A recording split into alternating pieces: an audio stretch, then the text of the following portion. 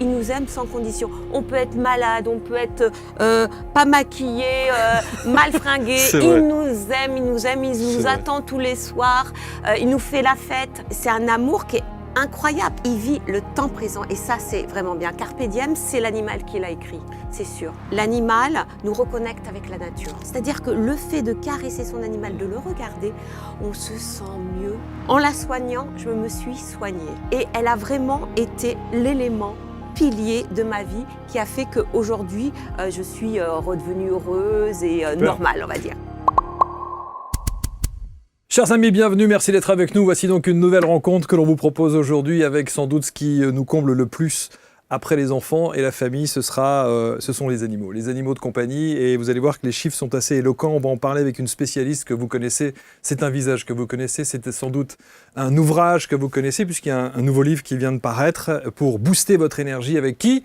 Avec vos animaux de compagnie, bien sûr. Laetitia Barlerin est avec nous. Bonjour Laetitia. Bonjour Marc. Merci infiniment, je suis content de vous recevoir. Merci de me recevoir. Avec Lucky. Lucky. Qui est ici, voilà. Qui est d'une gentillesse et d'une sociabilité à toute épreuve. N'est-ce pas ? Elle est tranquille, elle s'est baladée, elle a visité les studios. Ouais. Tout le monde a fait sa petite papouille, elle est contente d'être là. Merci, il y a un ouvrage.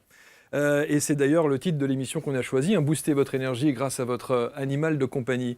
Vous êtes véto. Ouais. On vous voit évidemment sur différents plateaux télé. Et puis, évidemment, on va voir votre parcours. Est-ce que vous avez écrit au travers de cet ouvrage ? Parce que chez Fayard, là, il y a des choses très intéressantes. C'est plein de sondages.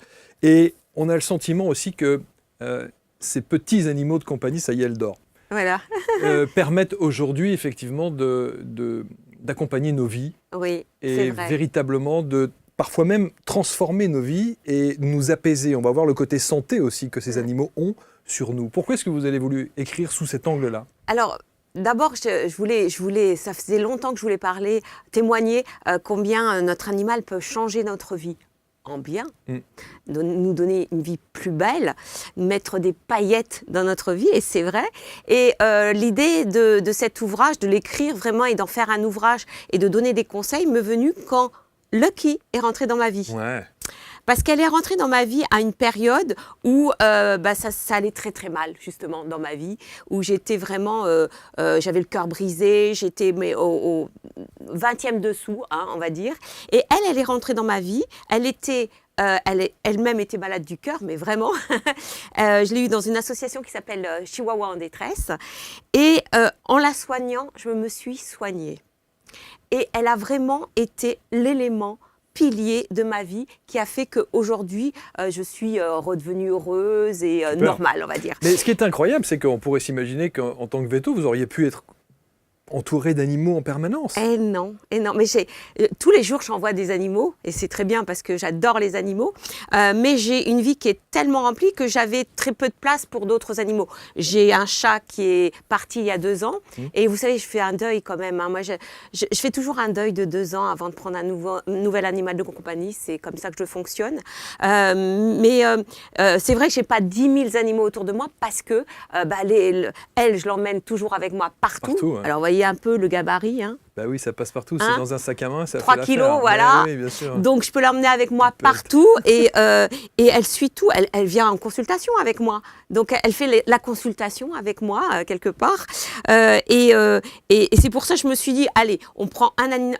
C'est vrai que quand je vois tous ces animaux à l'adoption, j'ai envie de tous les prendre. Bien sûr. Mais je suis quand même consciente que adopter un animal, c'est une responsabilité, que ce sont aussi des frais financiers, que ce sont des contraintes aussi, que faire de l'animal le week-end ou en vacances si on ne peut pas l'amener, est-ce que je peux l'amener partout, etc. Donc voilà, je suis assez raisonnable et je sais que je vois plein d'animaux dans la journée. Alors, sur cette chaîne, sur ABC Talk, on parle parfois, bien sûr, des animaux, mais sous un autre angle. Je ne sais pas si vous l'abordez, cet angle, d'ailleurs, sur la communication animale. Oui.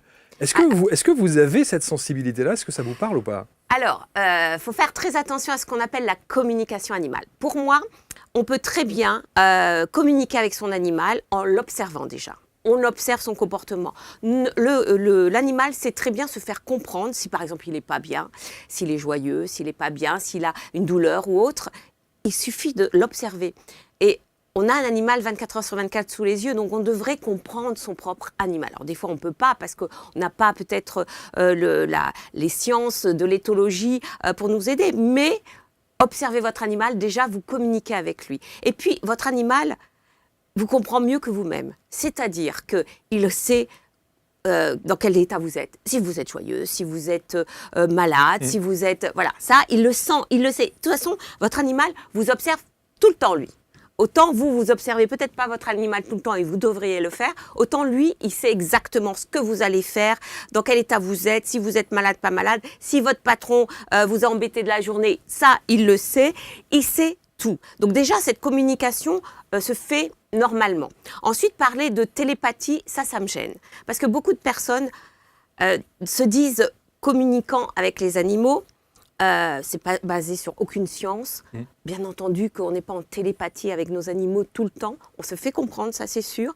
On a un lien avec lui, un lien qui est précieux et qui est unique. Mais vous savez que parfois il y a des confrères et des consoeurs à vous qui font appel à ces communicants animaliers pour essayer de voir au sein même de leur cabinet alors, moi qui comment suis, est-ce que la situation peut se régler. Moi, mon problème avec ces communicants,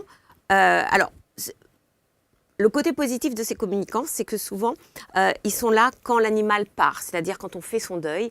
Et ils sont là un petit peu, vous savez, comme les médiums qui parlent d'un être aimé qui est parti. Ils se disent en communication avec l'animal qui est parti et que l'animal leur dit plein de choses. Ça rassure la personne et ça lui permet de faire son deuil. Concernant les animaux qui sont vivants, nous, ce qu'on observe, nous, vétérinaires, c'est qu'il y a un retard à la prise en charge de l'animal parce qu'ils savent mieux que d'autres ce qu'a l'animal. Et bien souvent, c'est un problème médical et donc il y a un retard de prise en charge. Et puis, concernant le comportement aussi, moi, j'ai vu vraiment des consultations de communication où c'était... mais on était à côté de la plaque, surtout, quoi. Ouais, mais...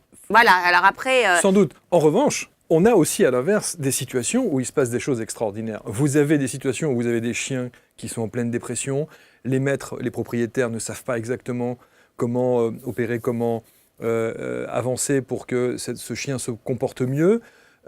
Et au travers d'une communication animale parfois, on arrive à avoir des éléments de réponse et quand on met en application les réponses, le chien est transformé et il se passe des choses incroyables sur la nourriture, sur plein de choses comme ça.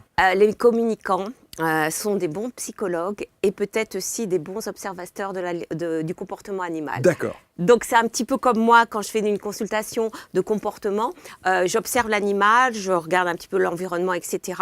et j'explique le comportement de l'animal à la personne. Et le regard de la personne change sur son animal. Rien que le fait de changer de regard sur son animal, on change soi-même de comportement. Du coup, l'animal a un comportement différent. C'est comme ça que je l'analyse. Très bien. En tout cas, c'est pas sur les bancs de la fac de l'école de veto qu'on va vous apprendre ça. Non. Il y a de Et vous n'avez pas envie de rentrer dans ce débat-là ou est-ce que... Ah oui, non, mais moi je peux... c'est vraiment par pure conviction? Ah oui, non, moi franchement, la communication animale, je veux dire, il y a eu une thèse vétérinaire d'ailleurs qui a été faite dessus, où c'était complètement objectif pour savoir un petit peu s'il y avait s'il y avait vraiment de la théorie, voilà, si c'était avéré, s'il y avait des études scientifiques, etc., etc.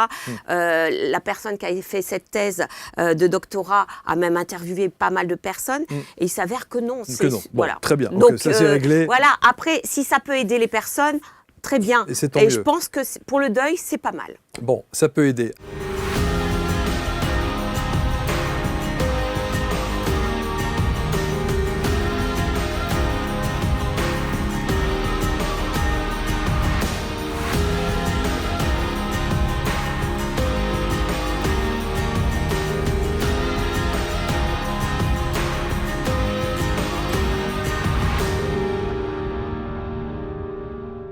Il y a beaucoup de chiffres, je le disais dans l'ouvrage de Laetitia. 61% des Français possèdent donc un animal de compagnie et c'est en augmentation. Ça fait quand même 80 millions d'animaux de compagnie en France au total, ce qui est quand même incroyable. On est plus à 30 millions d'amis. Incroyable, mais oui, c'est incroyable. À votre avis, pourquoi?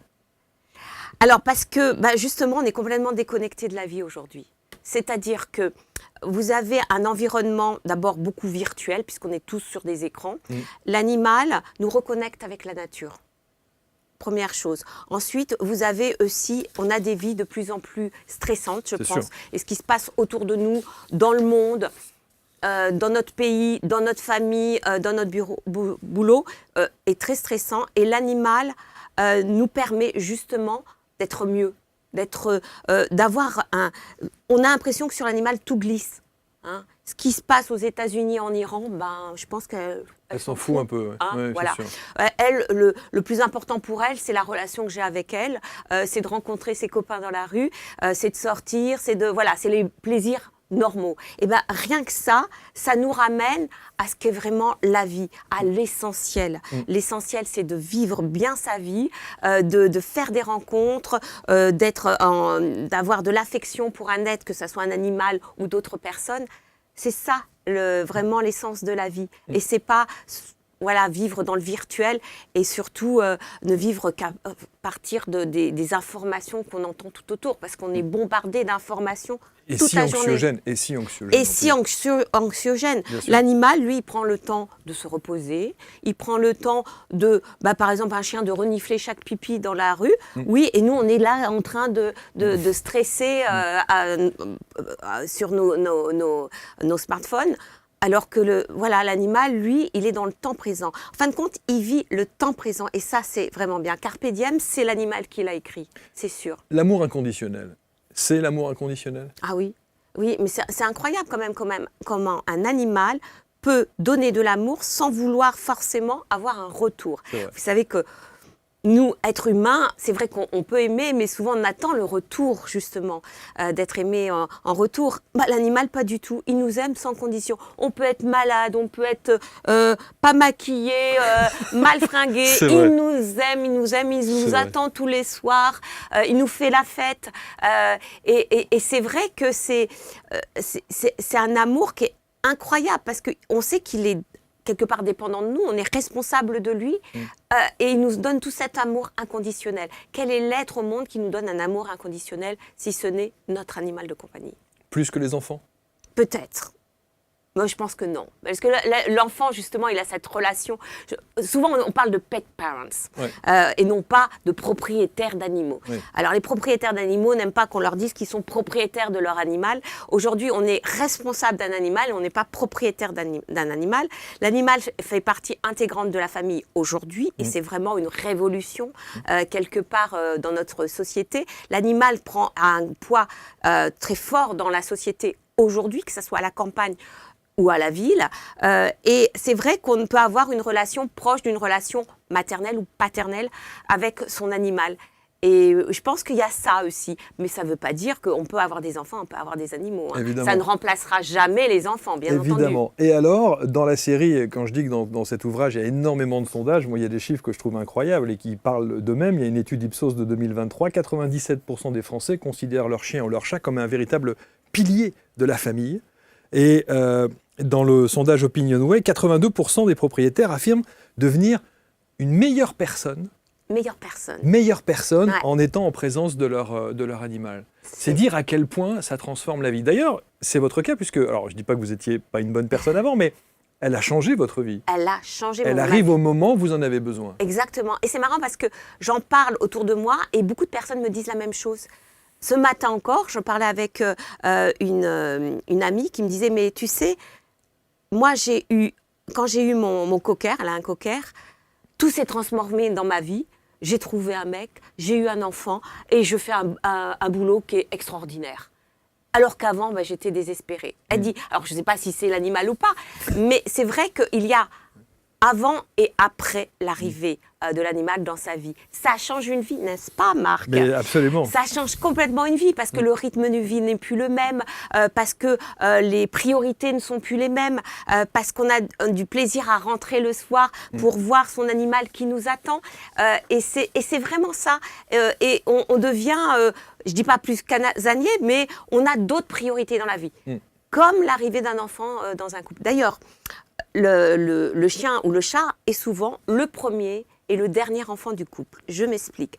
Premier enfant, c'est-à-dire que le couple, jeune couple, se met en ménage et bien souvent ils prennent un animal, un chat ou un chien. C'est peut-être pour se tester dans la responsabilité, le fait de prendre soin d'un petit être dépendant, juste avant de faire un enfant. Et puis, souvent aussi, on a le couple qui arrive vers la quarantaine, la cinquantaine, les enfants sont partis du nid, ils se retrouvent face à face et ils prennent un animal. Parce qu'ils ont ce besoin de prendre, d'être responsable d'un petit être, de prendre soin d'un petit être. Et l'animal est un lien invisible dans une famille. C'est-à-dire, il relie tout le monde, les enfants, le couple et les parents. Il est toujours là et il apaise vraiment les tensions dans la famille. Je rebondis sur ce que vous disiez avec votre amie et son cocker. Et elle dit effectivement, depuis que mon cocker rentre dans ma vie, j'ai trouvé un mec, les choses vont beaucoup mieux. Et vous dites d'ailleurs dans le chapitre 8, vous avez écrit un chapitre qui parle de la manière dont les animaux permettent des rencontres. Oui. Ce sont des aspirateurs à rencontre. Alors, je ne vous dis pas, parce que quand je promène Lucky dans la rue, c'est sûr. C'est incroyable. C'est sûr. Quand je l'ai eu dans ma vie, j'avoue, je ne voulais plus sortir de chez moi. Ouais. J'étais vraiment en déprime complète. Mais il fallait bien que je la sorte. En plus, elle était jeune. Alors, il fallait que je lui apprenne quand même la propreté. Donc, toutes les 2 heures, je la sortais. Et ben, c'est là où j'ai connu tous mes voisins. Je connais tous les chiens du quartier et leurs propriétaires, bien entendu, femmes ou hommes. Ouais. Et elle attire, et elle facilite la conversation et le lien. Puisque la première chose qu'on me dit dans la rue, c'est comment s'appelle-t-elle ? Voilà. Moi, je dis toujours aux célibataires, vous savez, il y a 2 endroits où vous pouvez faire des rencontres. La salle d'attente d'un vétérinaire. Parce que naturellement, on dit « Comment s'appelle-t-il » Vous venez pourquoi Qu'est-ce que c'est la race ? Oh, mais il a l'air mignon, nanana. Et puis, les parcs canins. Parce que les parcs canins, tout le monde se retrouve avec son chien. Et on est obligé d'engager la conversation sur son chien. Et on a déjà un point commun, c'est l'amour des animaux. Exactement. Et alors, ce qui est fou, c'est que j'apprends dans votre livre aussi, c'est qu'au travers de ce déclencheur de rencontres, ces déclencheurs de rencontres que sont ces animaux, il y a des tas d'applications. Je ne connaissais pas le dog dating, je ne connaissais pas le teen dog. Voilà. C'est incroyable ça. Oui. On en a fait un business de On en a fait un business. Alors, le teen dog s'est arrêté en France, mais continue aux États-Unis où vraiment ils ont, voilà, c'est l'application Tinder, mais pour les animaux. Ouais. En fait, il y a beaucoup plus d'applications en France qui indirectement font des rencontres, permettent de faire des rencontres. C'est par exemple des applications où vous voulez promener votre animal, votre chien avec d'autres propriétaires de chiens, et vous allez sur les applis en disant voilà, moi je vais faire tel parcours dans tel parc, quelqu'un veut aller avec moi, ok, donc on fait des rencontres comme ça.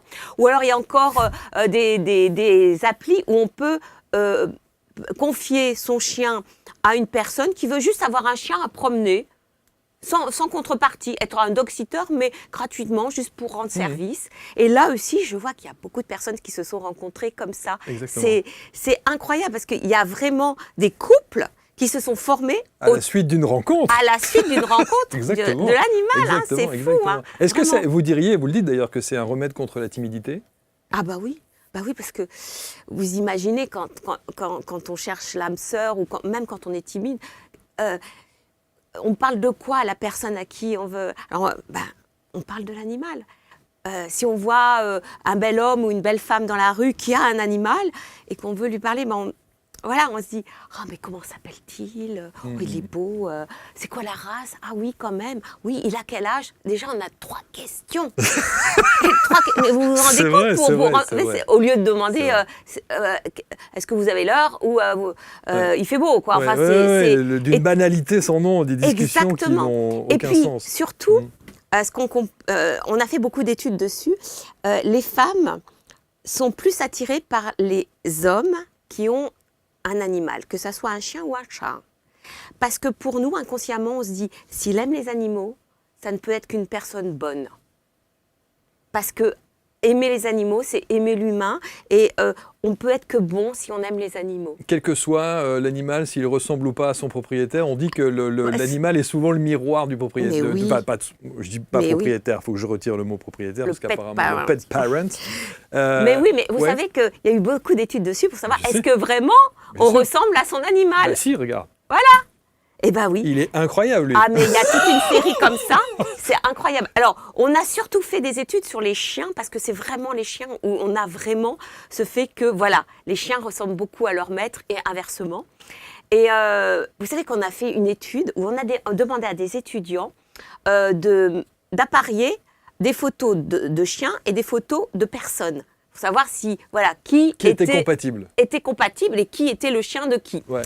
Et bien, de 75 à 80% des cas, ils avaient réussi à apparier les bonnes personnes. Incroyable, en regardant juste les photos. Et on s'est aussi aperçu que, par exemple, les femmes, par rapport à leur chevelure, elles choisissaient certains chiens. Par exemple, quand le chien, un cocker, par exemple, était plutôt l'animal d'une femme qui a les cheveux longs. Voilà. Donc, votre amie a les cheveux longs ? Eh bien, écoute, moi j'ai les cheveux longs, mais elle a aussi un petit peu les cheveux longs. Ok, d'accord. Ou alors, par exemple, les poils ras, c'était plutôt les personnes qui avaient les cheveux courts. Et ça, on l'a vu. Mais en fin de compte, inconsciemment, donc, on choisit un animal qui nous ressemble physiquement ou aussi presque psychologiquement. C'est-à-dire qu'on se fait une idée du comportement de l'animal qu'on adopte. Et inconsciemment, on adopte un animal qui correspond à notre propre personnalité ou à l'image qu'on veut donner aussi de soi. Alors, on a une pensée pour les propriétaires de Carlin, de bulldog anglais et de bulldog français. Mais alors, parce que s'il y a une corrélation physique, c'est pas très glamour. Alors, ce que je remarque, moi, c'est que les propriétaires de Carlin, de bulldog français et bulldog anglais, ce sont des personnes qui aiment rire. Oui. Mais qui sont toujours dans l'autodérision. Mais vous savez, je vais vous dire, moi j'ai eu ça aussi, j'ai eu un petit bulldog français, et je trouve que ce sont des chiens qui sont tellement beaux de leur laideur. Ah bah oui, moi je les adore. Ils sont moches, mais qu'est-ce qu'ils sont beaux. Mais qu'est-ce qu'ils sont beaux et qu'est-ce qu'ils sont plein d'amour à donner. Oh là là, mais c'est extraordinaire. C'est ça. Et vous savez que ces chiens-là ont beaucoup de problèmes médicaux, puisqu'ils ont le nez écrasé, ils ont des problèmes de respiration, ils ont des problèmes de colonne vertébrale, de peau digestive, parce qu'ils pètent tout le temps ou ils rôdent tout le temps. Ils ronflent aussi. Bon, bref, ils n'ont que des problèmes, c'est des musées pathologiques. Eh bien, on a fait une étude pour savoir si les propriétaires de bulldog étaient prêts à reprendre un autre bulldog après. Bah oui. Eh ben oui. Mais c'est sûr. 90% disaient oui, alors oui, c'est vrai, il y a des petits problèmes de santé, mais ça ne remplacera jamais un bulldog. C'est sûr. C'est fou, hein. On parlait tout à l'heure, Laetitia, de l'amour inconditionnel, et c'est vrai que dans votre livre, vous parlez aussi notamment du bonheur que procurent les animaux, et on parlait de ce pilier affectif. Et je ne savais pas que même dans les prisons, il y a des programmes de médiation animale en prison. Eh oui. Au bureau, on peut aussi amener son animal de compagnie. Certains chefs d'entreprise dans les hôpitaux. Voilà, il y a même des chevaux qui rentrent dans les hôpitaux. Et même, Payot, qui était un cheval qui était un cheval qui rentre dans les hôpitaux et qui va voir surtout les personnes en fin de vie.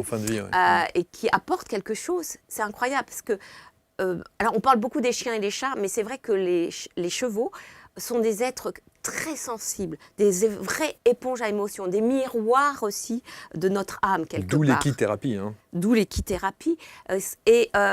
Et ce cheval-là qui va dans les hôpitaux a une empathie pour l'homme incroyable. Ce qui est le cas de pas mal d'animaux. Mais quand même, un cheval, on en voit peu dans les hôpitaux. Mais c'est vrai qu'on utilise de plus en plus et on autorise de plus en plus aussi les animaux à pénétrer dans des endroits où avant ils étaient interdits. Hôpitaux, prisons, EHPAD, et écoles aussi. Il y a de plus en plus d'animaux aussi dans les écoles. Parce que on se rend compte que ils ne peuvent apporter que du bien, Mais vraiment, quand vous avez un chien qui, par exemple, en médiation animale, vient dans un EHPAD, vous avez des personnes qui ne sortent jamais, des résidents qui ne sortent jamais de leur chambre, qui ce jour-là sortent, qui viennent, des patients atteints d'Alzheimer, qui viennent et qui disent « Oh, mais j'avais un chien dans mon enfance, il lui ressemblait, il s'appelait Toby, et la mémoire revient. C'est extraordinaire parce que les soignants voient vraiment des progrès chez des malades avec la présence de l'animal. Et quand vous parlez d'EHPAD, évidemment, on parle souvent de solitude. 89% des personnes interrogées déclarent que les animaux les aide à lutter contre la solitude. Oui. Ça aussi, c'est important. Oui, c'est important. Vous pensez à une personne âgée qui vit seule chez Bien elle. sûr, bien sûr. Si elle a un chien, elle est obligée de sortir. Le chien, elle sort le chien et comme on vient de dire, ça crée du lien social parce qu'elle sort le chien, tout le monde lui dit ah bonjour, oh il va bien, comment il s'appelle, hop ça engage dans la conversation. Si c'est un chat, elle est obligée de sortir pour lui acheter à manger, pour lui acheter la litière, etc. Quand elle va lui acheter à manger, elle parle avec ou le boucher ou l'épicière, oh voilà il a ci, il a ça. Vous savez, ce que j'avais remarqué aussi quand je consultais vraiment toute la journée non-stop, c'est que les personnes âgées venaient avec leur animal au moment où c'était sans rendez-vous dans la journée. Je me disais, mais quand même, elles peuvent prendre rendez-vous puisque, voilà, par rapport aux actifs, voilà. Et en fin de compte, ce qu'elles voulaient faire, c'est être dans la salle d'attente. Elle pouvait attendre 1 heure ou 2 heures le rendez-vous pour passer après les autres, mais au moins elle discutait. C'est ça. C'est un truc. Et c'est vrai qu'au début, je n'avais pas compris. Mais en fin de compte, c'était leur bonheur, c'était de discuter de leur animal avec les autres propriétaires. Pouvoir échanger avec les autres. Mais oui. Ouais, ça, c'est extraordinaire. Vous sentez-vous parfois fatigué ou stressé chez vous, sans vraiment savoir pourquoi? Et si l'énergie de votre intérieur influençait votre bien-être au quotidien? Participez à notre atelier gratuit animé par Jean-Baptiste Vosco, énergéticien, géobiologue et expert Feng Shui, pour apprendre à diagnostiquer et harmoniser l'énergie de votre intérieur. Dans cet atelier exclusif, vous découvrirez notamment comment diagnostiquer votre espace de vie, vous apprendrez à décrypter vos ressentis et l'énergie des objets qui vous entourent et vivrez une harmonisation en direct de votre espace de vie et à l'intérieur de vous. Vivre heureux et en bonne santé devrait être la norme. Alors, faites le premier pas vers un intérieur harmonieux et une vie plus alignée. Cliquez en haut à droite de l'écran ou en description pour vous inscrire à l'atelier. Dans le livre, toujours, je rappelle, c'est aux éditions Fayard, Booster votre énergie grâce à votre animal de compagnie. Alors cette énergie, on va évidemment en parler parce que la santé, alors sur la santé, là, il y a énormément de choses. Il y a pléthore. La ronron-thérapie, sur les soins thérapeutiques dans les hôpitaux, sur le stress, le bien-être. L'animal agit sur notre équilibre de vie au quotidien. Ben oui, exactement. Vous voyez, là, depuis que je caresse mon chien, je pense que ma tension artérielle a diminué. Sans doute. Ma fréquence cardiaque a diminué, le cortisol aussi, l'adrénaline, parce que je suis quand même en train d'être interviewée, bien diminué. Par contre, ça a fait augmenter les endorphines et l'ocytocine, ce sont des hormones du bonheur. Et ça a été prouvé. C'est-à-dire que le fait de caresser son animal, de le regarder, on se sent mieux tout de suite. Et puis, on a aussi beaucoup de personnes, et ça, c'est encore hier, une personne m'a dit ça, c'est qu'elle avait un chat qu'elle a tatoué sur son bras. Et j'ai demandé, et je ne le connaissais pas, ce chat, je lui dis, mais je ne sais plus comment il s'appelle, mais il a beaucoup compté dans ma vie, parce que ce chat, un jour, lui qui était vraiment indépendant, il n'aimait pas les caresses ni rien, c'était à peine si je pouvais le caresser, mais il était présent. Il s'est mis contre moi, et il voulait rester contre mon ventre. Et à cette époque-là, j'avais des douleurs au niveau du ventre. Et quand je l'ai vu se mettre contre mon ventre, j'ai été voir direct le médecin qui m'a diagnostiqué un cancer de l'estomac. Et ce chat avait diagnostiqué un cancer de l'estomac. Il avait diagnostiqué un problème quelque part. Et il est resté pendant toute sa convalescence contre elle. Il est resté, elle était alitée, il était resté contre elle, il ne bougeait pas jusqu'à sa guérison. C'est incroyable, quoi. C'est extraordinaire. Et justement, en tant que vétérinaire, est-ce qu'il y a une différence d'appréciation, de ressenti, de sensibilité entre un chien et un chat? Alors, si on parle de ces différents sens, le chien a, par exemple, un odorat qui est beaucoup plus prononcé, beaucoup plus fort que le chat. Mais déjà, le chat a un odorat qui est largement au-dessus du nôtre. Lui, il sent des choses. Vous savez, le chat et le chien vivent dans un monde d'odeurs. Nous, on vit dans un monde d'images. On se représente le monde en images. On fait des rêves d'images. Alors que les animaux, eux, vivent dans un monde d'odeurs. C'est incroyable. Et donc, ils sentent aussi. Quand nous, on n'est pas bien, ils sentent, c'est dans l'odeur, vraiment. Quand on est stressé, on a une odeur particulière. Et on dégage quelque chose. On dégage quelque chose. Quand on a le Covid, par exemple, on dégage quelque chose. Quand on est malade, quand on a un cancer, on sait que les chiens peuvent détecter des cancers parce qu'on dégage une odeur particulière qui les alarme. Et c'est pour ça qu'ils se collent à nous, parce qu'ils sentent qu'il y a un problème. Ils sentent, il y a aussi des chiens qui sont des compagnons de personnes qui font de l'épilepsie.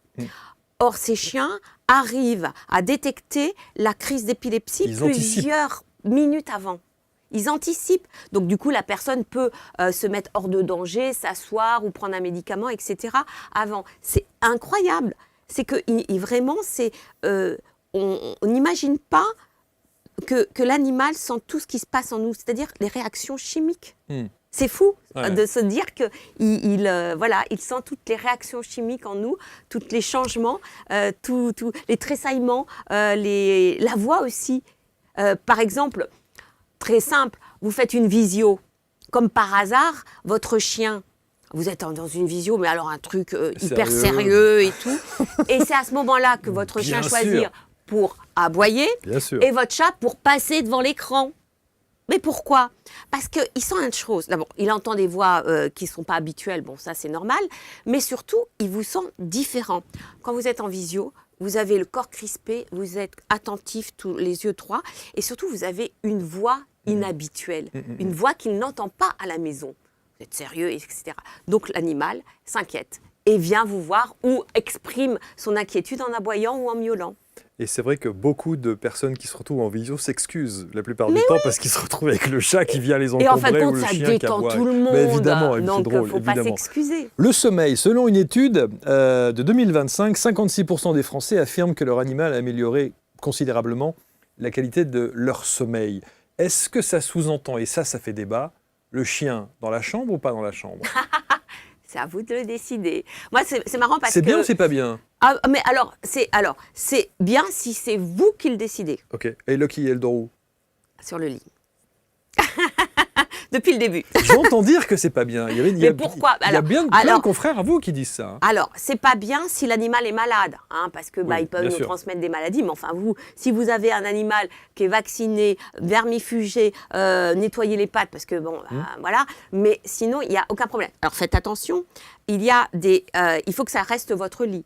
Si le chien s'approprie votre lit et décide que c'est son lit et qu'il autorise ou pas les personnes à rentrer dans le lit, là, il y a un problème. Et il faut vraiment le mettre à la porte, c'est sûr. Vous voyez, c'est juste, moi, quand je demande aux gens, aux propriétaires d'animaux, votre chien, votre chat, est-ce qu'il dort avec vous? Ils ont toujours cette attitude, cette gêne en disant oui, je sais que c'est pas bien. Oui. Ils commencent par je sais que c'est pas bien. C'est vrai. Mais il dort avec moi. Moi, je dis mais il n'y a aucun problème. Je dis qui a décidé? Vous? Bon, il n'y a pas de problème. Je dis par contre, s'il y a de la tension autour du lit, si le chat devient agressif, si le chien devient agressif, etc., on le sort de la chambre, bien entendu. Donc c'est qu'une question c'est pas une délimitation de territoire qui consiste à dire non, il faut qu'on lui délimite son truc en disant non. Après, il faut qu'il ait à son endroit à lui. Évidemment. Ça, c'est sûr. Évidemment. Ça, c'est sûr. Ouais. Mais vous savez, les études ont bien montré que, par exemple, les femmes se sentaient plus rassurées pour dormir quand elles sont avec leur chien sur le lit. Parce qu'il y a une présence, que le chien avertit s'il y a un problème ou pas. Voilà. C'est vrai. Et le ronronnement du chat est quand même une petite musique qui nous fait nous endormir. La fameuse ronron-thérapie. Mais oui, c'est vrai. C'est vrai. Moi, j'avais un chat qui, chaque nuit, se mettait au niveau de mon cou, là, mais chaque nuit, et commençait par ronronner. Et je m'endormais tout de suite. Et je m'en suis aperçue les jours où j'étais pas chez moi et où lui n'était pas avec moi. Et j'avais beaucoup de mal à m'endormir. Alors que là, j'avais cette petite musique, ces vibrations douces. Vous savez, c'est comme de la musique, c'est un nombre de décibels qui ressemble à de la musique douce que l'on peut avoir pour endormir un enfant. Un doudou. C'est la même chose. Et puis c'est un doudou en plus. C'est une chaleur, c'est une présence. C'est sûr. Et ça apaise et ça fait... Voilà. Donc si vous voulez avoir de bonnes nuits, prenez un chat ou un chien. Vous parlez aussi sur notre santé, dans le chapitre, vous parlez de l'estime de soi, qui est aussi très importante. Il y a un sondage, 20 à 30% des personnes qui ont été interrogées dans ce fameux sondage, c'est souvent des sondages anglo-saxons, voilà, et qui parlent justement des personnes engagées dans des habitudes de soins d'un être vivant qui rapportent une hausse de 20 à 30% de leur estime de soi. Ça veut donc dire qu'au contact d'un animal, on a une estime de soi qui est valorisée, là où on ne pourrait pas l'avoir avec d'autres. Et comment on explique ça? Et quel que soit l'âge en plus, les enfants aussi. Parce qu'on se sent responsable d'un petit être, et ça c'est déjà, on a de l'estime de soi, qui nous rend l'amour que l'on lui donne, parce qu'il est toujours content d'être avec nous. Donc c'est il n'est jamais contradictoire par rapport à nous. Il nous fait la fête. Donc on a l'impression d'être l'être le plus important au monde pour cette personne. Et bien rien que ça, on a de l'estime de soi. On sait qu'on peut le nourrir, qu'on peut lui le rendre heureux. On peut rendre heureux un être vivant. Et bien rien que ça, on est fier de soi. Donc se sentir responsable, c'est une forme d'estime de soi. Bien sûr. On l'a vu avec les enfants. Les enfants, ceux qui, par exemple, qui ont du mal à l'école, etc., s'ils vivent avec un animal, ils ont, d'abord, même ceux qui sont timides, d'abord, ils sont très fiers de présenter leur animal, par exemple, à la sortie de l'école, parce que maman vient avec le chien, puis dit « c'est mon chien », et tout de suite, hop, ils savent que, voilà, on les admire parce qu'ils ont un beau chien. Ils aiment sortir le chien aussi pour ça, pour que les copains voient le chien. Et puis, on sait aussi que, par exemple, apprendre à lire. Les enfants apprennent beaucoup plus facilement à lire s'ils lisent un livre à un chien ou un chat. Parce que l'animal est hyper attentif et ne dit pas « là, je ne comprends pas ce que tu dis, etc. » ou « c'est mal lu ». Est-ce que vous avez le sentiment que l'animal sait qu'on lui raconte quelque chose ? Il sait qu'on... oui, je pense... Alors, il ne sait pas ce qu'on veut dire, bien entendu, mais il sait qu'on s'adresse à lui. Moi, je dis toujours que la parole, c'est une caresse pour le chien ou le chat. Alors, bien sûr, la parole, pas la parole dure, la parole comme le baby talk. Vous savez qu'on utilise beaucoup le baby talk pour parler aux chiens. On dit « Comment vas-tu, ma petite ? Est-ce que tu as passé une bonne journée ? Voilà mon bébé, mon bébé. » C'est vrai. Et ben, on s'est aperçu qu'en fin de compte, l'animal est très réceptif à ce baby talk, à cette façon de lui parler. D'abord, il se sent mieux, il se sent heureux parce qu'il pense, enfin, il voit qu'on s'adresse à lui, mais positivement, on n'est pas là, viens au pied, voilà. Donc ça, c'est important. Et je dis toujours aux personnes, parlez souvent à votre animal. Mais dites-vous que c'est une caresse. C'est vraiment ça. Et en plus, je dis, ça va vous faire du bien à vous. Parce qu'on sait que parler, par exemple, vous revenez le soir d'une journée très difficile, compliquée au bureau, au lieu de le garder pour vous, parlez-en avec votre animal. C'est-à-dire, vous dites, aujourd'hui, vraiment, j'ai eu un problème, machin. Oui, et puis voilà. Et vous allez voir, votre animal va vous regarder en se disant, ouais, super. Il va dédramatiser la chose. Et rien que le fait d'en parler, ça va vous faire du bien. Ça libère. Ouais, incontestablement. Non, mais c'est vraiment intéressant. Vous lirez évidemment dans cet ouvrage toutes les infos qui parlent justement de notre santé mentale et puis notre santé physique, parce que vous faites une approche aussi avec le côté coach sport, mouvement. Bien sûr. Et ça, il faut évidemment d'abord la sortir. Et alors, j'ai appris des trucs aussi, je ne savais pas que ça existait, ça aussi, les canicross. Les canicross, la pratique des canicross, c'est avec des équipements adaptés, c'est-à-dire le harnais. Voilà, vous avez un baudrier ou une ceinture, le harnais, et avec on court à côté. Voilà, et c'est une laisse extensible pour éviter les à-coups, bien entendu. Et vous pouvez courir avec votre chien. Et j'avoue que à Paris, je vois de plus en plus de personnes qui courent avec leur chien et qui sont bien sûr reliées au chien pour qu'il n'y ait pas de danger pour le chien ni pour la personne. L'agility. L'agility. Alors, l'agility, c'est un parcours d'obstacles, un petit peu comme pour les chevaux, mais avec son chien. Et ça, c'est extraordinaire. C'est n'importe quelle génération peut faire de l'agility avec son chien. C'est en même temps de l'obéissance, du jeu, de la dépense physique, bien entendu. Il y a beaucoup de sports qu'on peut faire avec son chien. Mais vous savez, le premier sport à faire avec son chien, c'est de le promener. Mais bien sûr. Et alors, j'ai lu une étude faite aux États-Unis. Ils ont compté que si on sortait le chien, on marche avec lui minimum 20 minutes par jour pendant toute la semaine, au bout d'1 an, on avait perdu en moyenne 7 kilos. Ça veut dire que votre chien est votre allié minceur, n'est-ce pas ? 20 minutes par jour. 20 minutes minimum par jour, c'est quand même ce que l'on... c'est quand même le minimum de chez minimum. Donc, sortez votre chien, allez vous balader avec lui, ça va vous aérer l'esprit, vous serez mieux concentré pour aller travailler derrière, ça va vous faire du bien et ça vous fait du bien d'un point de vue physique. Et il y a d'autres pédiatres australiens qui ont observé que les enfants qui vivent avec un chien ont 2 fois moins de risque d'obésité que les autres. Parce que quand on a un chien, quand on a un chat, il On faut joue. jouer avec lui, il faut le Ouais. sortir, voilà. Et on est moins tenté par les écrans. Parce qu'en fin de compte, l'animal nous permet de nous déconnecter. Et ça, c'est... aujourd'hui, on cherche des manières de déconnecter les enfants des écrans. Et des adultes aussi aux écrans. Ben, l'animal, pour moi, c'est la solution. On est obligé de se déconnecter. D'abord, vous le voyez, quand vous commencez à travailler sur votre ordinateur ou vous regardez un film, une série, à un moment, l'animal, il vient vous voir, Clair. vous dire « Hey, tu t'occupes de moi ?» C'est vrai. Et là, on se dit « Ah oui, il faut le sortir, il faut le nourrir, il faut jouer avec lui. » Et donc, du coup, on fait des pauses. Et il n'y a que l'animal qui peut nous faire des pauses comme ça. Je ne vois pas sinon comment on peut le faire. On voit souvent, et notamment sur le visuel, qu'il y a un chat. C'était votre chat? Non, Non, celui-là, ça- c'était un chat que je proposais à l'adoption. À l'adoption. C'était un amour de chat. Quelle est la vibration que vous avez, la connexion la plus simple pour vous, le chien ou le chat? Pour vous? Oh, les deux. Ils sont tellement différents, mais tellement pareils. Enfin, non, franchement, il y a toujours un lien. Il y a ce lien qui est... Vous savez, c'est un lien qui vient du ventre, hein, je pense, des tripes. Quand on regarde un chat et qu'il cligne des yeux comme ça, nous regardant d'un point de, comme s'il était amoureux de nous, mais ça nous fait un bien fou. Et le chien, pareil. Comme ça, vous regardez comme si vous étiez la 7e merveille du monde. Et si vous vous absentez 2 minutes, il a l'impression que vous êtes parti 3 jours. C'est dingue. Et il vous fait une fête incroyable. Mais ça, c'est absolument fantastique. C'est ça, c'est que... Alors, on sait d'ailleurs que le regard d'un chien, quand on regarde un chien, quand on croise le regard d'un chien, c'est comme quand on croise le regard de son enfant. On a une montée d'ocytocine.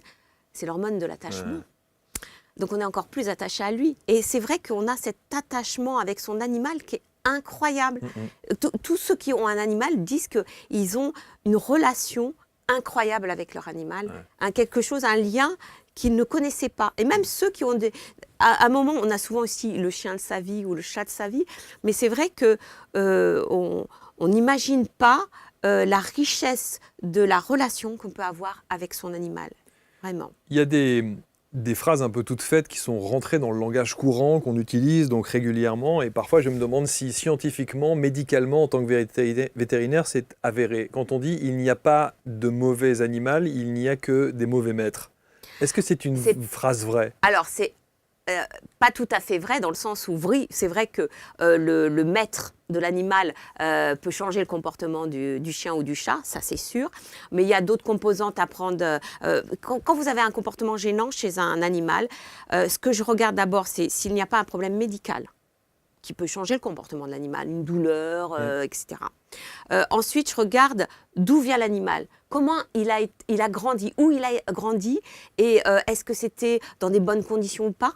Les conditions de développement d'animal sont très importantes pour son comportement futur. Et ensuite, bien entendu, je regarde son environnement direct, c'est-à-dire sa famille, comment on le traite, etc. Mais rien n'est définitif. Et rien n'est définitif. Vous savez, il y a beaucoup de personnes qui viennent me voir parce qu'ils ont un problème avec leur animal et ils disent « Ouais, mais maintenant, il a 1 an, 2 ans, 10 ans, c'est fini. » Je dis « Mais comment ça, c'est fini ?» Non, non. On peut changer le comportement d'un animal, changer son bien-être. À tout âge, bien entendu. Bien entendu. Il faut juste savoir comment agir avec lui et surtout le comprendre. C'est la première chose à faire. Moi, je dis souvent, mais vraiment, observez votre animal. Soyez un éthologue pour votre animal. Observez son comportement, observez ses petites manies, ses petits rituels. Il y a toujours des rituels. Observez la relation qu'il a avec vous et vous allez mieux le comprendre. C'est vraiment ça. Et c'est cette connexion qui se fait. Alors, d'autres parlent de télépathie, mais c'est surtout comprendre son comportement et voir aussi qu'il adapte son comportement à vous. Et ce qui est important, et vous le dites d'ailleurs dans le livre, c'est que moi, ça m'a aussi rassuré, c'est que parfois, il y a des plages horaires où on laisse l'animal à la maison longtemps. Donc, il y a culpabilité. Ah ouais. Or, l'animal sait qu'il peut dormir 12 heures et ce n'est pas un problème pour l'animal. Il ne s'ennuie pas nécessairement. Alors, 12 heures, ça fait beaucoup quand même. Mais bon, voilà. Il dort 12 heures par jour. Oui, il dort 12 heures par jour. Bon, le chien dort 12 heures par jour entre la sieste, enfin le sommeil de la nuit et puis 2-3 siestes dans la journée. Le chat, c'est plutôt 16 heures, mais lui, c'est des micro-siestes qu'il fait. Quel temps perdu quand même pour un animal. Oui, mais ce sont des carnivores. Donc les carnivores dorment beaucoup plus que les herbivores, les proies, donc qui doivent être très vigilantes. Mais savoir que le chat peut s'adapter. Il peut s'adapter à notre rythme. C'est-à-dire, un chien que l'on laisse toute la matinée seul, il sait que vous n'êtes pas là pendant la matinée, il en profite pour dormir. Mais ça veut dire quoi? Ça veut dire que vous devez quand même être disponible pour lui quand vous revenez à la maison.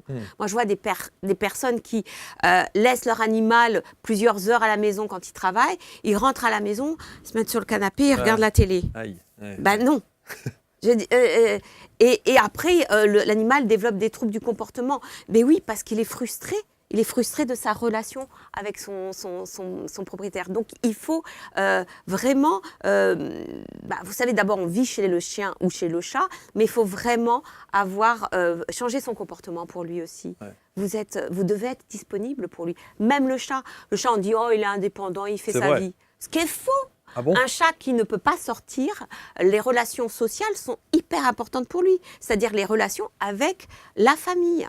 Donc, il faut s'en occuper tout le temps. Mais 9 fois sur 10, les chats qui sont en appartement ne sortent pas. Oui, et c'est pour ça qu'il faut enrichir leur vie par des choses du jeu, etc. Il faut, parce qu'il ne peut pas sortir pour aller chasser. Donc, il faut répondre à ses besoins. Un chat d'appartement a des besoins particuliers. Il faut être beaucoup plus disponible pour un chat d'appartement que pour un chat qui sort. Et ça, on l'oublie, parce qu'on a dans l'idée que le chat, c'est un être qui est indépendant, voire même asocial, ce qui est complètement faux, et qu'il se débrouille tout seul, comme un poisson dans son aquarium. Non. Il faut être là, il faut être présent, et il faut échanger avec lui. Dans le livre, vous parlez aussi, Laetitia, alors j'ai vu ça, les films à regarder avec les animaux. Oui. Mais je les mets souvent sur ordonnance. Hein. C'est vrai? Oui. Alors, les films, il y a Le Roi Lion, oui. Marley et moi, je ne savais pas qui c'était. Il y a Flo, oui. Il y a L'Incroyable Voyage et un 5e titre. Voilà. Mais oui, ça, c'est les 5 films? Ouais. Mais c'est... Alors, il y en a beaucoup d'autres. Il y en a plein. Mais ce que je conseille souvent, et que je peux mettre sur ordonnance, pour un animal qui est anxieux, qui ne peut pas rester seul ou qui s'ennuie, il y a deux choses. Il y a le documentaire animalier. Parce que... il y a des sons, il y a des bruits, il y a des mouvements. Et ça, les animaux, ils adorent. Les oiseaux qui chantent, les lions qui rugissent, tout ça, ils adorent. Les dessins animés, les chiens et les chats adorent. Et surtout, les dessins animés où il y a des animaux. Donc, les dessins animés de Disney, plus particulièrement. Vous savez, j'ai vu un tigre en convalescence dans un zoo. Donc, il n'était plus avec les autres tigres parce qu'il était malade. Et on lui avait mis une télé, on lui passait le Roi Lion. Et il était focalisé sur le Roi Lion. Et c'est vrai qu'un chat, vous lui mettez le Roi Lion, ou un chien d'ailleurs, ils sont focalisés dessus. Mais il le voit comme nous? Alors, il le voit. Il voit sûrement pas comme nous, aussi bien que nous, parce que c'est quand même... les contours sont flous pour eux. Mais il voit qu'il y a du mouvement, il y a une musique, il y a des bruits, il y a un fond sonore, et ça les attire. Oui. Et les documentaires animaliers sont pareils. Donc, et puis, il y a des films que les chiens ou les chats aiment bien voir. D'ailleurs, quand vous regardez la télé, il y a des fois, votre chat ou votre chien se met devant la télé parce qu'il y a un truc. C'est vrai. Alors, il y a aussi Roland Garros, c'est pas mal aussi. Ça, c'est les chats qui adorent ça parce qu'il y a la balle fait... Voir les matchs de foot aussi. Il y a des chats qui adorent les matchs de foot aussi. Il y a des chiens qui adorent les matchs de foot. Alors, c'est pas trop pour la balle, c'est parce qu'ils savent que le propriétaire, le maître, il est tendu, et puis il va sauter de joie. Et là, on a des chiens qui sautent de joie avec... Ils savent pas pourquoi, mais ils sautent de joie. Absolument. Qu'est-ce qu'elle regarde? Elle aime bien... Alors, elle regarde avec moi les séries, mais ce qu'elle aime bien, franchement, c'est les documentaires animaliers. Vraiment. Et j'avais un chat qui adorait Sean Connery. Alors, je ne sais pas pourquoi. À chaque fois que je regardais un film avec lui... Médusé. Il y avait un truc... Je pense que c'est la voix. C'est la voix qui le... Le doublage en français. Le doublage en français. Je ne sais pas, il y avait une voix qui... Ça doit être une vibration qui doit l'interpeller. Je ne sais pas pourquoi. Et c'était vraiment le seul chat qui me faisait ça. Donc, quand il y a beaucoup de gens qui nous regardent à ce moment-là et qui vont se dire « Ah bon, c'est pas idiot ». Alors, le fait de dire « Tiens, on lui laisse la télé ». Oui. On sort, on peut lui laisser la télé, bien entendu. et c'est pas idiot. Bien entendu, mais pas des films de violence, etc. Oui, ou des chaînes d'infos, c'est pas la peine non plus. Non, la chaîne d'infos, c'est pas la peine non plus. D'autant plus que la chaîne d'infos, vous avez des musiques. La musique est très importante. Il faut une musique douce, apaisante. Dans les chaînes d'infos, on n'a pas de musique douce, apaisante. Et on a quand même des gens qui parlent sérieusement avec un ton dramatique. Donc, surtout pas. Donc, plutôt, voilà, les documentaires animaliers, il y a toujours, vous savez, une voix un peu monocorde, posée, voilà. Les dessins animés, c'est pas mal aussi. Mais vous savez, je le dis vraiment aux propriétaires d'animaux de mettre... alors, des fois aussi, je leur dis de mettre la radio. La musique ? Mais de la musique classique. Vous voyez, radio classique, tout ça. Parce que ça fait aussi du bien aux animaux. Okay. Ils sont très sensibles à la musique, vraiment. Alors bien sûr, pas du hard rock, ni du rap, du ni métal, du rap, tout ça. Non, ça on évite. Éviter, en fin de compte, pourquoi ? Parce que ça fait boum, boum, boum. Donc ça représente pour eux un danger, tout simplement. Alors que la musique douce, ils sont mélomanes, ils ont l'oreille musicale, les animaux. C'est vraiment quelque chose qui apaise parce que vraiment on est dans les décibels qui apaisent. Vous continuez aujourd'hui à consulter ? Oui, bien sûr. Bon, vous avez votre cabinet ? Non, je travaille dans plusieurs cliniques vétérinaires. Dans plusieurs cliniques vétérinaires. Je trouve aussi, parfois, alors pas dans toutes, mais je trouve assez austère, moi, les cliniques véto. Ah, pourtant. Je trouve qu'ils pourraient mettre des trucs un peu sympas quand même. Ah, alors peut-être parce que vous visitez des... Voilà, parce que on est quand même... Moi, je trouve que c'est hyper accueillant quand même. Alors après, on est dans des cliniques vétérinaires, donc les gens sont stressés. Les animaux sont stressés parce qu'ils sont malades, voilà. Et ils le sentent, hein. Ils le sentent. Ils savent qu'ils arrivent chez le véto, ils savent qu'il va se passer un truc. Ouais, exactement. Alors moi, ce que je fais, c'est que je fais toujours le début de consultation, je ne mets pas le chien, le chat sur la table et hop, je le touche. Non, je le laisse se balader dans la salle de consultation et je discute calmement avec le propriétaire. Okay. Et vraiment une voix douce, pas de... Voilà. Ouais. Et l'animal, à un moment, il se dit, tiens, pourquoi il ne me regarde pas, le vétérinaire ? Pourquoi il ne me regarde pas ? Allez, je vais aller le voir. Et il se détend. Après, friandise, voilà. Ouais. Je veux vraiment que le vétérinaire soit associé à quelque chose de positif. Ouais. C'est important. Ce qu'on appelle le medical training. C'est comme on fait dans les zoos, c'est-à-dire que on fait en sorte que les premiers contacts soient positifs pour l'animal et qu'ils ne se disent pas, là, je vais avoir une prise de sang, une piqûre, un machin, un truc, je vais stresser. Bon. Mais allez voir d'autres cliniques vétérinaires, voilà, où il y a des fois aussi de la musique. Vous savez qu'en hospitalisation, on met beaucoup de la musique pour chats, parce qu'il y a des playlists de musique pour chats. Ah oui. Et oui, il faut regarder sur l'appli que vous avez. Il y a des musiques qui vraiment ont été étudiées pour calmer les chats. Et c'est valable pour les chiens aussi ? Et c'est valable pour les chiens aussi. Ouais. Et ça, on met ça en hospitalisation. Bon. Et ça marche bien. Alors, pendant que je vous ai sous la main, Laetitia, là aussi, injonction ou pas, est-ce qu'on change l'alimentation de temps en temps parce qu'on a envie de faire plaisir à son chien ou il faut vraiment garder une régularité, les croquettes et point barre ? Alors, ça dépend un petit peu des intestins de votre chien parce qu'on sait que chaque changement brutal de l'alimentation crée des désordres digestifs type diarrhée, vomissement.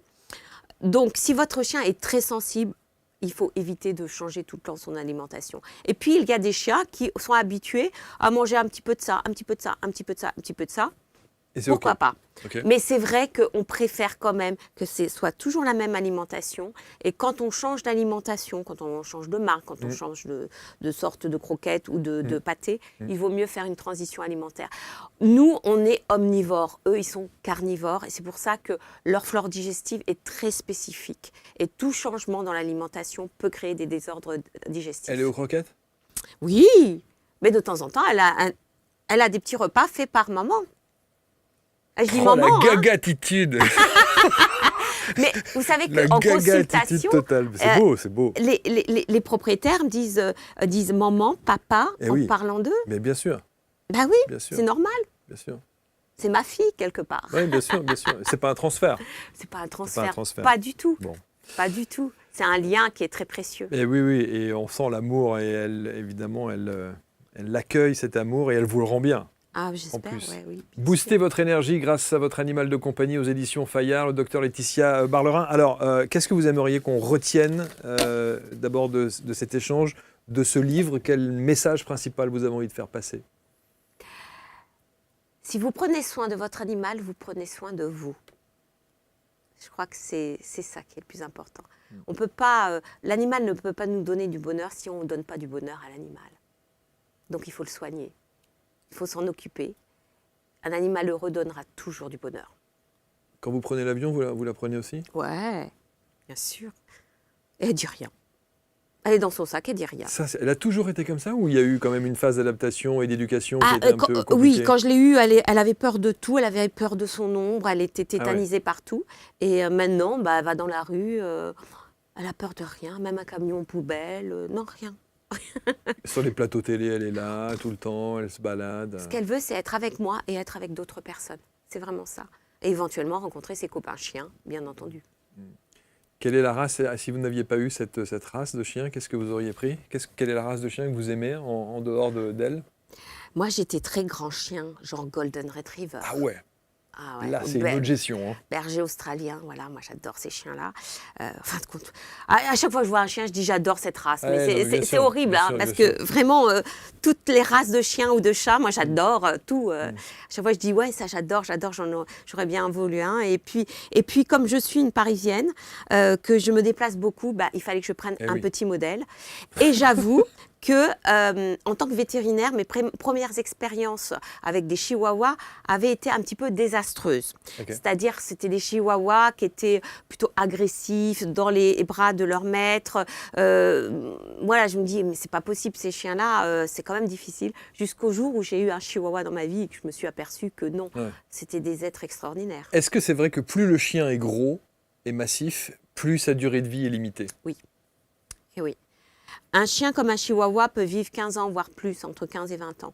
Un dog allemand vit 8 ans, 9 ans. Et quand il vit 10 ans, il est plus que centenaire. Et oui, c'est vraiment l'espérance de vie est inversement proportionnelle à la taille du chien. Et chez le chat aussi, c'est pareil. Donc ce qui est quand même... les Maine Coon, les chats, vivent moins longtemps. Ouais.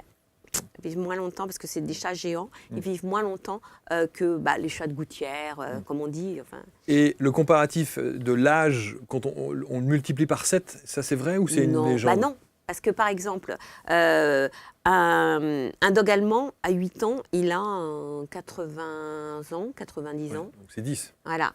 À 8 ans, un chihuahua, il doit avoir dans les 50 ans.